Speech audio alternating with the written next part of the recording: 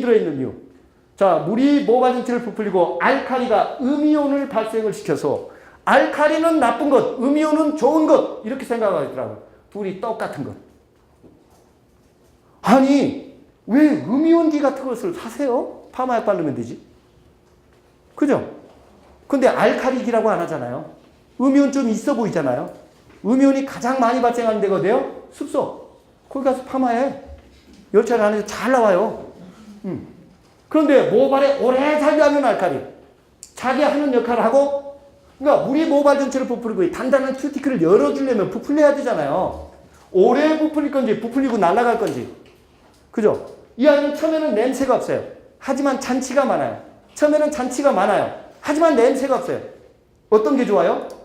그때그때 달라요. 건강한 쪽은 얘가 좋고 손상 쪽은 얘가 좋죠. 나누시면 안 돼요. 모발 하나에도 신생모, 건강모, 손상모, 극손상모가 존재하기 때문에 다 달라야 되잖아요. 그런데 우리는 어떻게 원터치 좋아하잖아요. 나이 드신 분이 손상모발이라면 병 드신 분이 아기는요 신생모예요. 먹어야 될 음식이 다 달라야 된다고요. 조금씩 자주. 그죠? 자, 물이 모발 전체를 부풀리고 파마약에 염색약에 알칼리가 들어있는 이유가 바로 이온결합, 염결합이라고 하잖아요. 단단해진 큐티클을 좀 더 열어주겠다라는 거죠. 하지만 이 알칼리가 없으면 파마나 염색은 불가능합니다. 하지만 모발에 잔류하면 모발이 얇아지는 첫 번째 원인이 돼요. 파마 후에, 염색 후에 모발이 두꺼워져야 얇아져요. 왜 얇아질까요? 염색 후에 파마 후에 모발이 얇아지지 않는다라면 대박이잖아요. 그죠? 그러면 모발이 얇아지게 하는 물질이 뭐냐고요? 알칼리. 얘가 없으면 파마나 염색은 불가능합니다. 하지만 잔류하면 모발은 세 가지 밸런스가 있죠. 첫 번째, 수분 밸런스. 두 번째, pH 밸런스. 세 번째, 케라틴 밸런스. 이 세 가지 밸런스가 딱 맞았을 때 건강모죠. 세 가지 밸런스 중에서 가장 많이 먼저 무너지는 게 바로 수분 밸런스죠. 대부분 모발이 손상이 되면 pH가 상승하게 돼 있잖아요. 파마 후에, 염색 후에 무엇? 잔류하는 알칼리. 자, 물이 모발 전체를 부풀리고 알칼리가 큐티클을 열어줘요. 그 사이에 세 가지 결합 중에서 가장 강력한 SS 결합이죠. SS 결합을 절단시켜줄 수 있는 물질이 치료, 시스테인, 시스타민, 락톤티올, GMT거든요.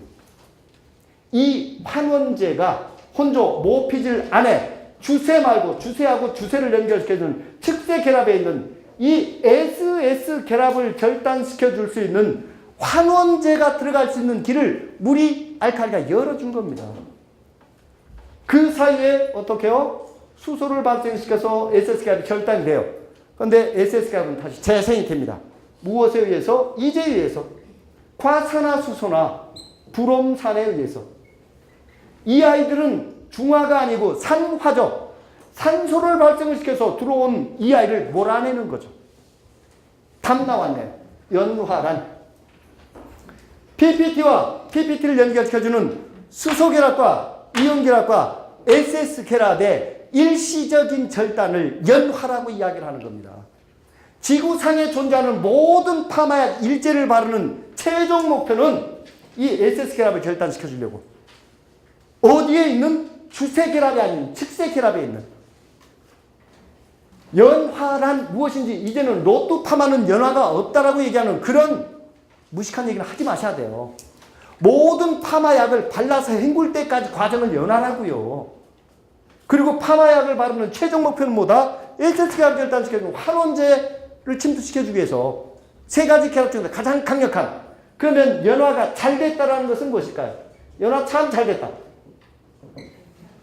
잘고 균일하게 절단이 됐다는 거죠. 그러면 연화를 더 본다. 더 잘고 균일하게. 이제는 과연화를 알아봐야 돼요. 도대체 과연화는 어떤 상태인가 하면 파마약에 포함이 되는 알칼리, 환원제가 이 주세결합까지 건드려버린 거죠. 모발의 주세결합이 뭐예요? 폴리펩타이드죠. 이 아이를 건드렸을 때 모발의 형태가 다 무너지는 겁니다. 절대로 건들면 안 되는 거죠. 그죠? 이것까지 건드려버렸어요, 옛날에는. 그래도 건강했으니까 당연히 견뎠는데 요즘은 이 모발 건드리면 그냥 박살이 나버립니다. 맞죠?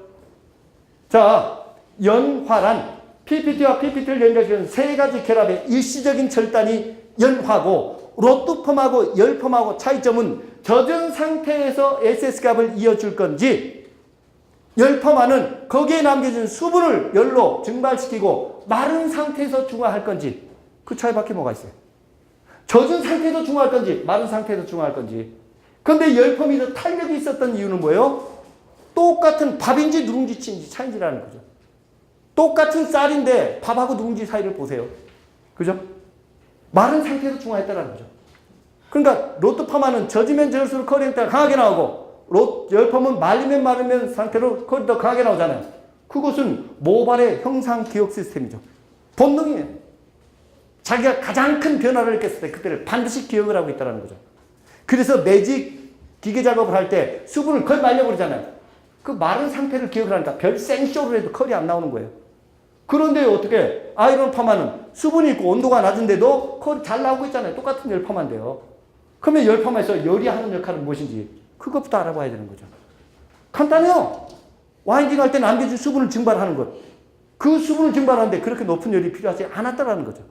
심지어는 다 말려놓고 육포에다가 물 뿌려갖고 육회를 만들려고 했죠.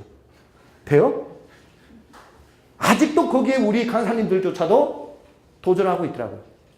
그리고 탕머리카락을 재생을 시키겠다네요. 와우.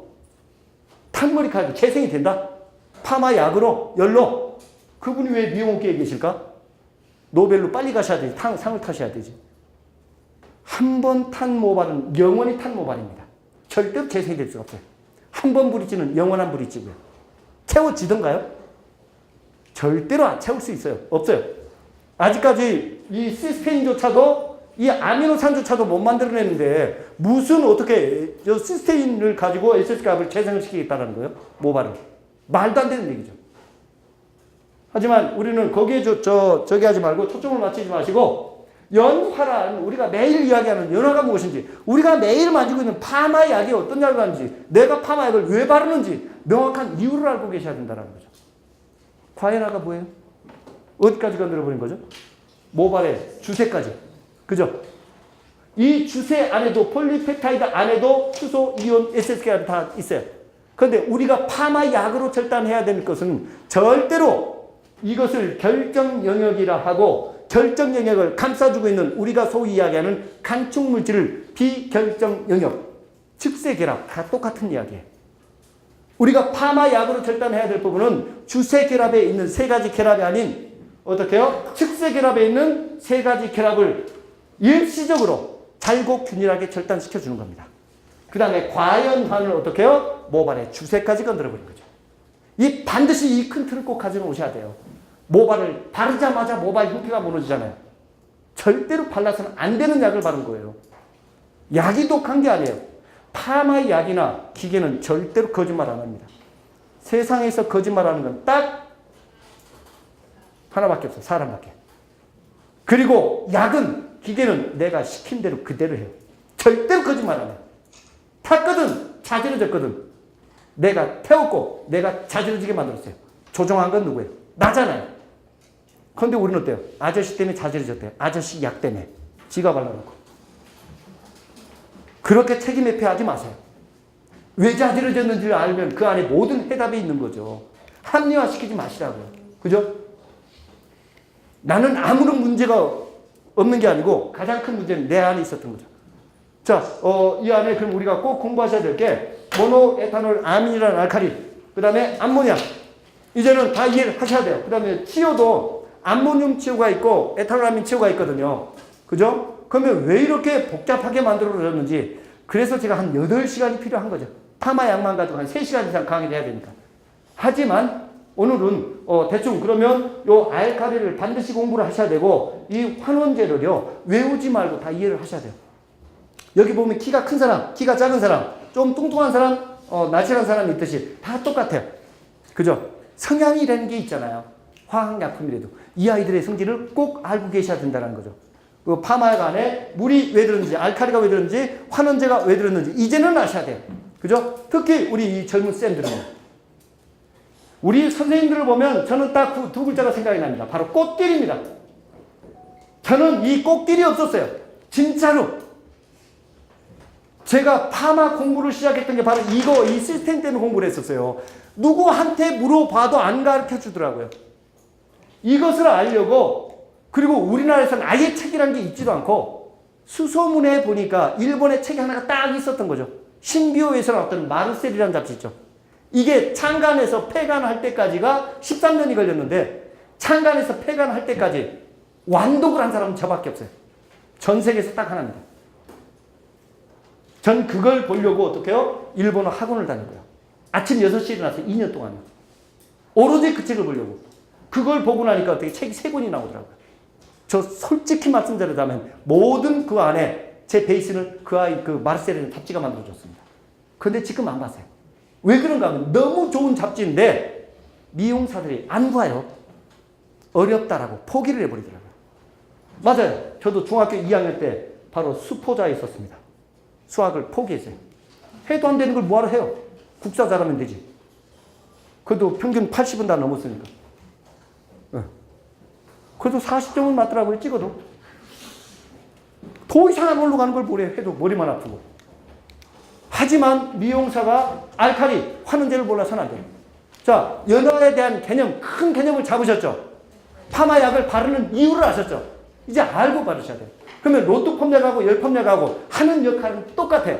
단 물의 양, 알칼리의 양, 환원제의 양, 종류만 다를 뿐입니다. 그냥 파마약이라고요. 그런데 우리가 내가 쓰고 있는 파마약도 모르고 그 약의 기계에 고객을 맞추려고 했다는 거죠. 이제는 안 돼요.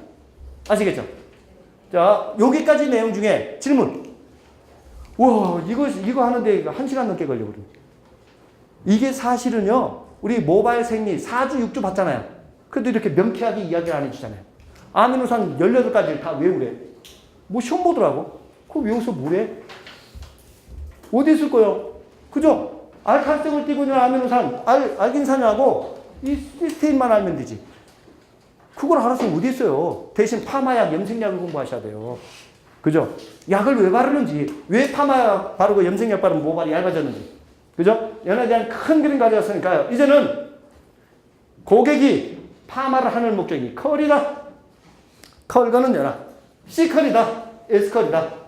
그 다음에 결을 잡으려고 파마를 한다. 그 다음에 곱슬을 펴려고 파마를 한다. 자, 5분간만 쉬었다가 바로 이 고객이 파마를 하는 목적에 연화 테크닉을 줄게요. 그리고 나서 나머지 연화 테크닉 한 10가지를 쫙 정리를 시켜주고 그 다음에 수분하고 온도 조절하는 방법을, 온도 설정하는 이 아이들이 하는 역할을 다 설명해 드리겠습니다.